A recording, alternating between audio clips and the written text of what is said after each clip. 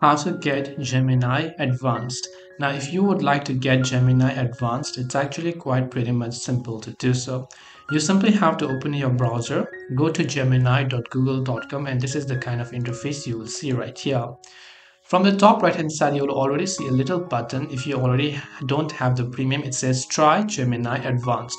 So obviously you can click on it. Now if you're doing this for the first time, it will give you basically a trial for 2 months, right? So for trial for 2 months. Now if you've already participated in the trial, it will give you only $10 for 2 months and $20 a month after that.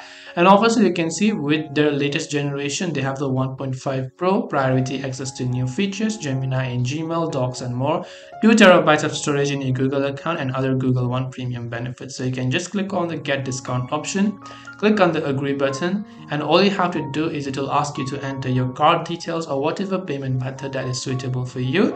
Once you've done that, make sure and ensure that your payment details are correct. Click on the subscribe button and you will see all of the plan along with it. And this way you will be able to get Gemini Advanced. I hope that this video really helped you.